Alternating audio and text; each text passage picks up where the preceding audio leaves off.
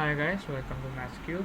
Today we are taking a little break from maths and just attempting physics paper, which is of advanced subsidiary Unit 1 Mechanics and Materials. This is paper is a new spec paper, that's VPH 1101, as you can see the paper reference. And without further ado, let's get started.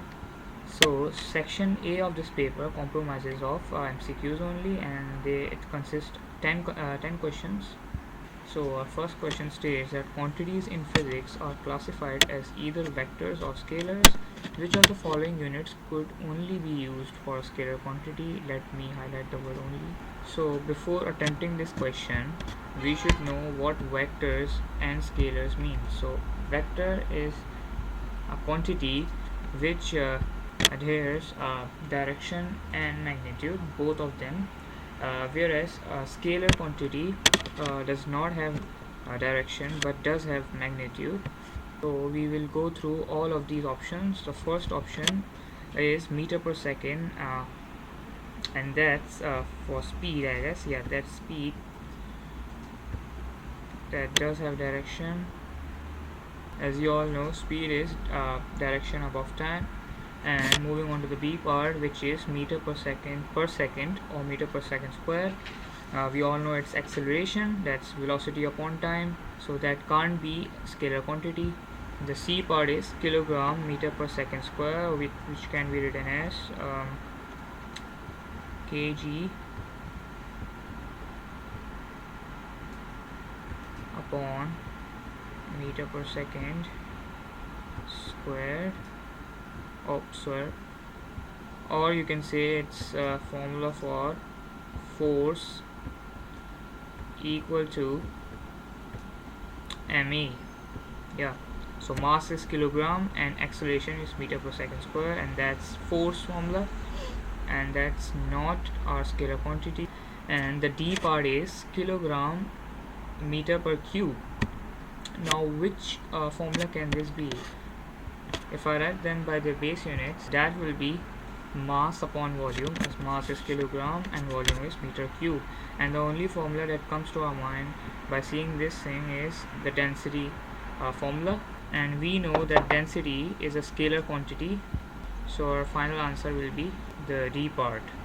Moving on to the second question, which says that once in orbit above the Earth's atmosphere, the engines on a space rocket are switched off.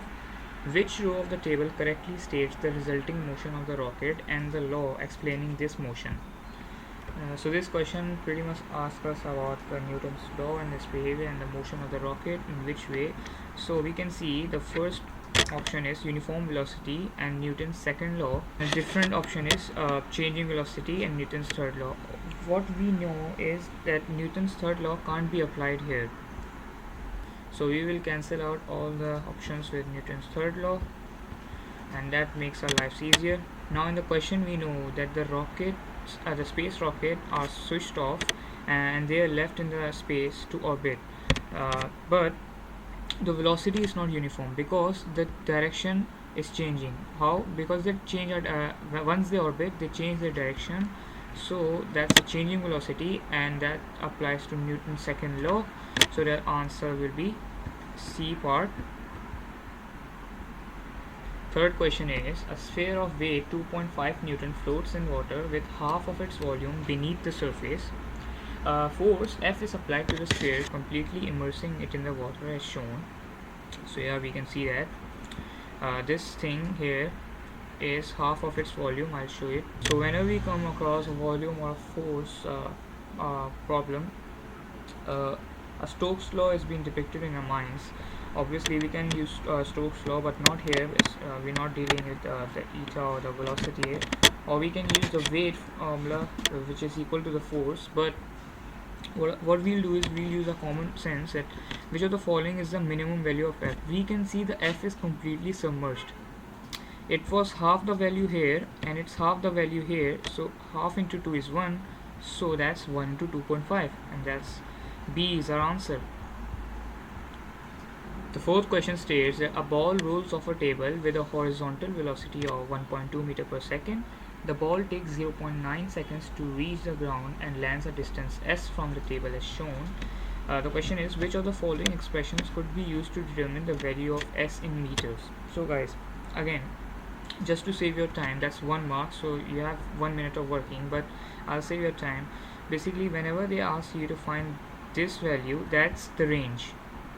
So they ask us you to work out the value of range, and the formula for range is S into T, where S is the speed and T is the time, and we can clearly see that's B option here, right here, and that's a correct option.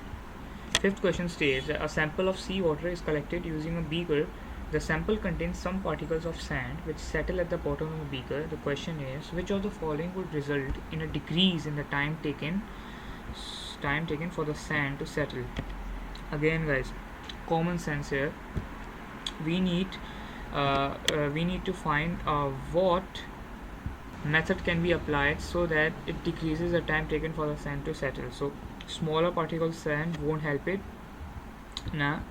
Lower temperature of the sea water, nah, that doesn't help it either.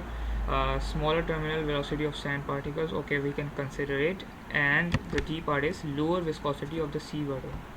Exactly.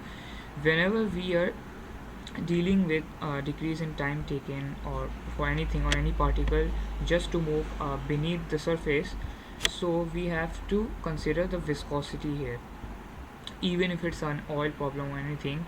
So that's our answer here. If higher the viscosity, the more time it takes for the sand to settle beneath the bottom of a beaker. So our answer is D. The sixth question says a graph of stress against strain up to the breaking point is drawn 4 samples wire A, B, C, D, E. Which sample of wire has both a low elastic limit and a large region of plastic deformation? So I'll just label the plastic and the elastic limit. So I have shown the elastic limit where it is and the plastic deformation from where it starts. And the question is, which sample of wire has low elastic limit? It can be the C and large region of plastic deformation. Obviously it's C, common sense.